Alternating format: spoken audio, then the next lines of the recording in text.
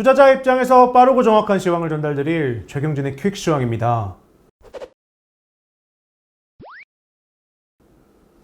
오늘 시장은 소폭 상승으로 마감했습니다. 어떠셨나요?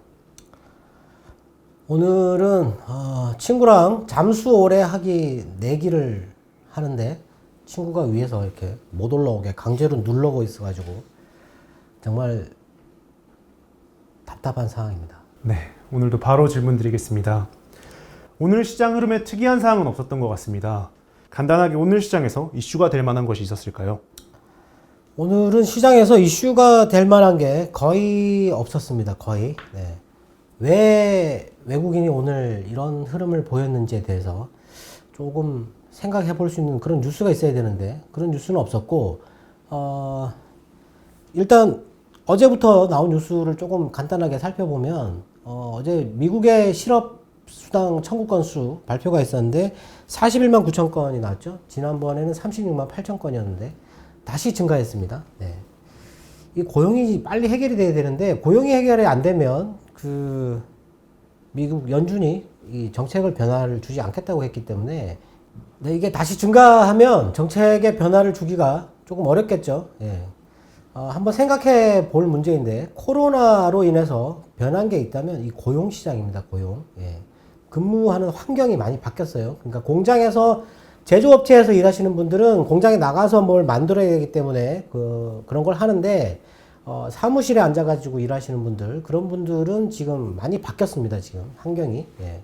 그게 지금 바뀌어가지고 이렇게 지금 늘어나지 않는다 이렇게 보면 될 것 같은데 하여튼 뭐 좋지 않은 얘기였고요. 그리고 유럽중앙은행이 어제 금리를 동결을 하고 내년 3월까지 자산 매입하는 거 그거 계속 유지한다. 속도도 유지하고 큰 변화가 아예 없습니다. 유럽은 지금 물가가 2%까지 올라오기 전까지는 아무것도 하지 않겠다. 지금 현재 계속 돈을 더 풀겠다. 이런 식으로만 얘기를 하고 있어요. 네. 이 얘기는 지금 미국 연준이 하는 거에 따라서 바뀐다라는 거거든요. 지금 미국이 돈을 계속 푸는데 유럽도 계속 풀어야 된다라는 거죠. 안 그러면 불리해지는 게 생기거든요. 통화 환율이나 이런 거에서 불리해지는 게 생기는 거고 어제 말씀드렸지만 이렇게 저금리에 선진국이 돈을 왕창 풀어가지고 자기들이 뭔가를 해야 돼요. 공짜로 뭔가 하는 겁니다. 공짜로. 남의 돈 가지고. 네. 그렇게 안 하면 바보 된다고 말씀드렸지 않습니까? 네. 유럽 중앙은행도 계속 그렇게 분위기를 만들어 주는 거죠. 네. 하라고. 네. 일단 뭐 그렇게 나왔었는데 오늘 외국인들의 선물은 초반에 이렇게 살짝 매수를 하다가 10시 반 정도부터 매도를 쭉 해가지고 그 뒤에는 거의 그냥 매수를 아예 그냥 안 하는 걸로 네. 그렇게 됐었고 뭐 코스피에서는 거의 매수가 없었고 코스닥은 초반에 살짝 매도하다가 매수로 전환했는데 중간에 한 1시 정도 그 정도 뒤에 이렇게 살짝 매수를 줄였다가 다시 고점을 넘어서서 매수를 늘리는 그런 형태가 나왔는데 오늘 중국 시장이 좀 빠졌어요. 중국에서 나오는 뉴스들이 조금 안 좋은 뉴스들이 있는데 중국이 조금 빠지면서 그것 때문에 뭐 시장에 조금 영향을 준 게 아닌가 싶기도 한데 오늘은 뭐 나온 뉴스가 시장에 뭐 영향을 거의 뭐 준 것도 없는 것 같고 그냥 관망을 했다. 예. 오늘 밤을 확인해야 된다. 뭐 하여튼 뭐 그런 분위기인 것 같습니다. 유럽중앙은행이 금리를 동결하고 정책에 큰 변화가 없었습니다. 다음 주에 있을 미 연준 통화정책 회의에서도 관망세가 이어질까요? 네, 일단 뭐 다음 주에 27일, 28일 그 연준 회의가 있는데 지금 다음 주에 나올 거라면 뉴스로 막 나와야 돼요. 이번에는 뭐 어떻게 할 거다, 뭐 그런 전망치가 전문가들 사이에서 이런 게 뉴스들이 막 나와야 되는데 전혀 나오고 있지 않습니다. 예. 기대를 할 수도 없고 예측을 할 수도 없는 그런 상황인 거죠. 예. 그리고 지금은 연준이 어떤 정책적인 변화를 줄 수가 없어요. 지금 왜냐하면 가장 중요한 이슈가 있거든요. 부채 한도 증액해야 됩니다. 이거 안 하면 연준이 뭔가 할 수가 없어요. 지금 채권을 사주고 싶은데 채권 발행을 못하면 뭐 어디 채권을 사야 되겠습니까? 보니까 그 연준 자산이 또 한 400억 달러 정도 증가를 했어요. 예. 채권을 계속 사고 있는데 시장에 채권이 이렇게 자꾸 없어지는 거죠. 네. 그러면 이제 발행을 해줘야 되는데 발행을 못 하는 겁니다, 지금. 그러면 연준이 할 수 있는 게 없어요, 지금. 그렇기 때문에 이번에도 정책 변화는 거의 없다라고 보면 될 것 같고, 다만 제가 생각에는 물론 독립적인 기관이고 정치 쪽하고는 완전히 다르게 해야 되는데 지금 정부가 추진하려고 하는 그런 그 인프라 투자 법안의 통과나 아니면은 지금 부채 한도 증액이나 이런 거를 지금 공화당이 막고 있으니까 그 막는 거를 조금 이렇게 못하게끔 뭔가 분위기를 조성해 줄 수는 있겠죠. 예. 너희 때문에 지금 경제가 이렇게 망가지고 있다라는 식으로 그렇게 보여줄 수도 있습니다. 네. 근데 어떻게 결정을 내릴지 지금 제가 보기에는 조금 안 좋은 쪽으로 좀 공포감을 조성해 주는 쪽으로 그렇게 나올지도 모른다. 예. 근데 어제 실업수당 청구 건수가 증가했으니까 뭐 당장 뭐 경제 정책을 바꿀 이유가 없는 거죠. 네. 일단 다음 주까지 뭐 그런 쪽으로는 아예 예상을 못 할 것 같고 그냥 기업 실적이 좋으면 그것 따라서 움직이다가 시장이 조금 변화가 있을 것 같다라고 보면 될 것 같습니다. 환율이 또 올라가고 있습니다. 금리 스프레드는 확인이 되었는지 궁금하네요. 네, 오늘 아침에 확인을 했는데, 그, 하이힐드, 미국 하이힐드 쪽 스프레드는 조금 떨어졌어요. 조금 떨어지긴 했는데, 그렇게 많이 떨어지진 않았습니다. 근데 이게 많이 떨어져야 되는데, 안 떨어졌다라는 거고, 이머징 쪽은 거의 안 떨어졌습니다. 네. 아예 변화가 없어요. 올랐다가 거의 변화가 없어요. 이머징 쪽이 더 지금, 위험을 느끼고 있다. 이렇게 보면 될 것 같은데 아무래도 뭐 미국 쪽에서 나올 수 있는 악재이기 때문에 이머징 쪽이 그쪽에 투자하고 있는 그 채권 투자자들이 좀 더 민감하게 반응을 하고 있는 게 아닌가 싶습니다. 일단 안 좋은 부분이죠. 네, 그 부분에 대해서는 일단 단기적으로 또 얘기를 하면 이게 뭐 하락 쪽으로 또 방향을 바꾼다고 또 이렇게 생각할 수도 있는데 그게 아니고 일단 단기적으로 좀 심한 변동성이 생길 수 있다라고 보면 될 것 같은데 일단 뭐 그게 안 떨어지면 좀 긴장을 해야 될 것 같고요. 오늘 미국채 금리는 아침에 1.27 정도까지 내려왔다가 다시 지금 1.28 정도로 올라가고 있어요. 지금 유럽 시장 올라가고 있고 유럽의 제조업 지표들 좋게 나왔는데 그것 때문에 또 올라가니까 금리가 이렇게 또 살짝 올라가긴 하는데 시장에서 지금 연준이 채권을 계속 사는데 채권이 부족한 상태니까 금리가 계속 떨어질 수밖에 없는 상황이고 이게 떨어지게 되면 불안하게 느끼죠. 미국채 금리가 계속 떨어지게 되면 거기다가 만일에 또 유가가 또 내려가게 되면 또 위험해진다 이렇게 생각하게 될 건데 제가 보기엔 지금 유가가 어제도 또 올라가지고 71달러는 넘어 있는데 뭐 그런 거는 뭐 걱정할 필요는 없는 것 같고요. 네.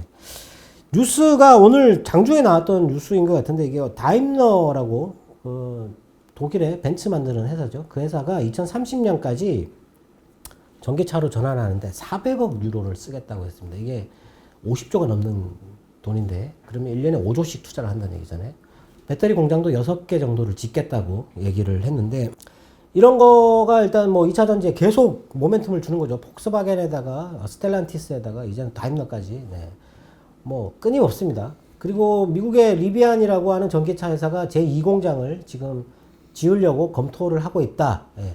뭐 그런 뉴스도 있었고 대신에 지금 태국하고 베트남하고 인도네시아 이쪽에 코로나가 확산돼 가지고 일본 자동차 회사들 도요타죠. 도요타가 그쪽에서 부품을 공급을 받아야 되는데 그쪽 공장이 지금 가동 중단돼 있어 가지고 부품이 부족해 가지고 공장을 또 일시적으로 문을 닫는 그런 일이 생기고 있다. 이렇게 얘기를 하고 있어요. 베트남, 태국, 인도네시아. 그쪽에 지금 코로나가 확산되고 있잖아요. 뭐 그런 거는 또 자동차에는 또 안 좋은 뉴스죠. 안 좋은 뉴스고 아침에 나왔던 뉴스 중에 이거는 뭐 조금 뭐 이게 사실 좀 확인해 봐야 되는데 중국 쪽에서 나온 뉴스인데 빠르면 4분기에 그 전기 배터리 2차 전지에 분리막 쇼티지가 발생할 수 있다라고 얘기를 했거든요. 부족 현상이 발생할 수 있다라는 얘기인데 우리나라에서는 분리막 회사가 하나 상장되어 있습니다. SK 아이테크라고 하는 회사가 상장되어 있는데 한 달 정도 올랐습니다. 한 50% 이상 오른 것 같은데 16조 정도 되죠. 시가총액이 상당히 큽니다. 이 회사 돈을 그렇게 많이 버는 회사가 아닌데 아직. 근데 지금 이 회사가 만드는 분리막이 쇼티지가 발생한다면 이거 뭐 시장에서 미리 알았을 수도 있고요. 계속 올랐으니까 비싸다고 했는데 계속 올랐잖아요. 근데 분리막은 이 회사 하나밖에 없고 그 동박이라고 전지박, 그러니까 그 전지를 싸고 있는 그 동박, 전지박을 만드는 회사는 또 두 개가 있죠. SKC하고 솔루스 첨단 소재, 네, 두 개가 있죠. 네. 뭐 분리막은 아닌데 뭐 그쪽도 조금 영향을 줄 수도 있다.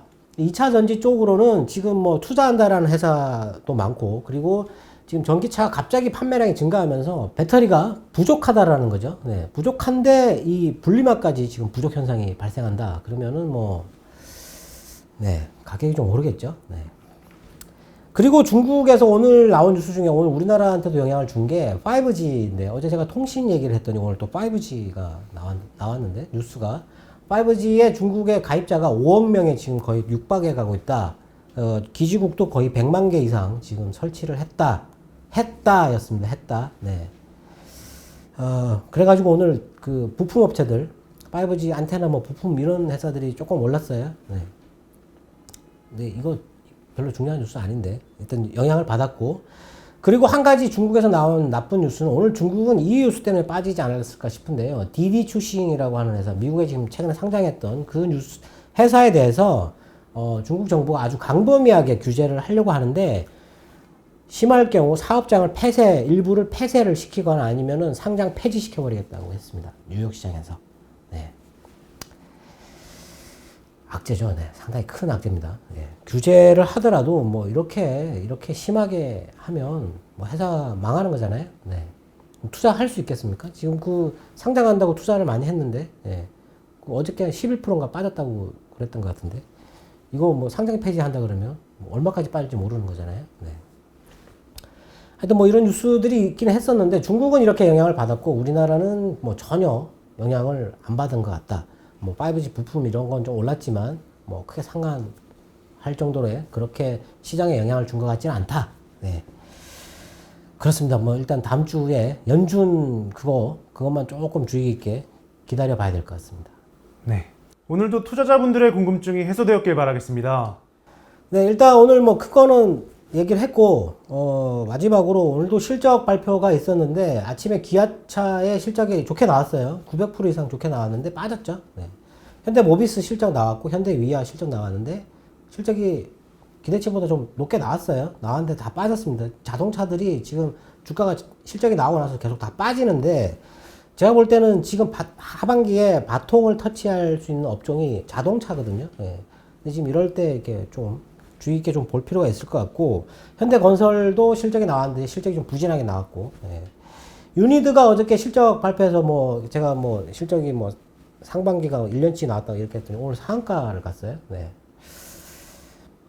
기초화학인데 이게 좀 이해가 안 되는 부분이 있습니다. 금호석유 같은 경우는 실적이 어마어마하거든요. 네. 이 회사는 피크아웃이라 그러고, 이거는 상한가를 치고, 이 회사가 만드는 건 칼륨 염소 계열인데, 오늘 뭐 이게 어디 쓰이는지 확인해 보려고 제가 좀 보고서를 좀 훑어봤는데 뭘 하는지는 모르겠습니다. 네. 하여튼 근데 매출하고 이렇게 영업이익이 증가했다, 뭐 그런 거 있고, 그리고 포스코 인터내셔널 오늘 15% 정도 오른 것 같은데, 이 회사도 실적이 나와가지고 이제 오른 부분도 있고, 최근에 중국에서 리튬 회사가 많이 급등을 했어요. 근데 이 포스코가 리튬 광산을 많이 샀거든요. 근데 그거를 주로 하는 게 이제 포스코 인터 이런 쪽에서 하는데 안 오르고 있다가 오늘 많이 올랐어요. 네.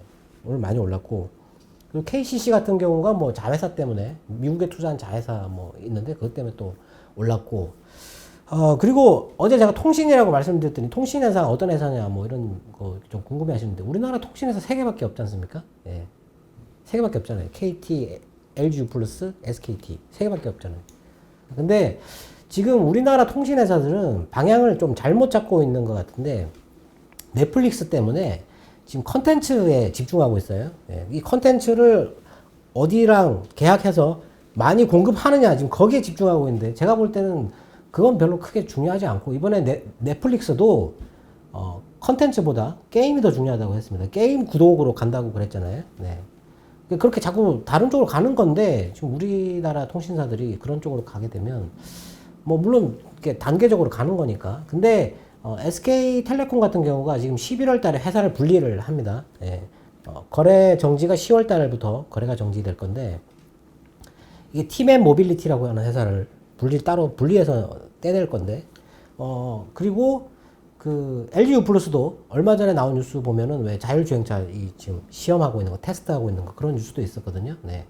통신회사들이 앞으로 해야 될 일은 자기들의 거의 뭐 이 회사 외에는 진입할 수 없잖아요. 이 회사들이 앞으로 그 통신 서비스를 이제 뭐 그냥 전화 이거 통신 가입자 몇 명 뭐 뺏고 뺏기는 뭐 이런 것 때문에 뭐 오르고 내리고 그런 시대가 아니거든요, 지금은요. 그렇기 때문에 통신사들이 앞으로 경영을 어떻게 하느냐, 이게 뭐 자율주행 서비스라든지 아니면은 IoT 있지 않습니까? 사물 인터넷 이런 것들 서비스를 어떤 식으로 어떤 요금제로 제공할 건지 이런 변화에 대해서 빨리 대응하는 그런 회사들을 찾아야 되거든요. 예. 어떤 회사다 이렇게 지금 말씀을 드릴 수는 없는데 관심 있게 그 회사들이 어떤 사업을 하고 있는지에 대해서 조금 지켜봐야 된다라는 거죠. 네.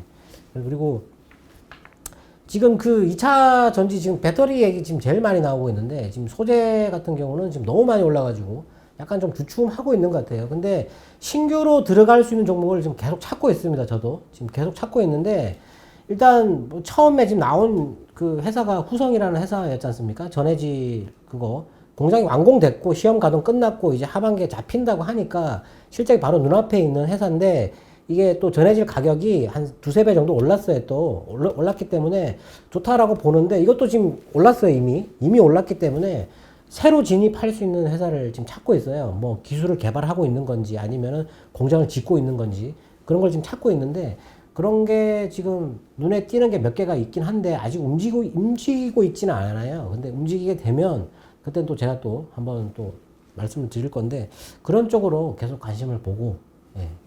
계속 관심을 갖고 뉴스를 찾아봐야 되거든요. 네, 그렇게 보시면 될 것 같습니다. 네, 저희는 여기서 인사드리겠습니다. 지금까지 최경진의 퀵시황이었습니다. 감사합니다.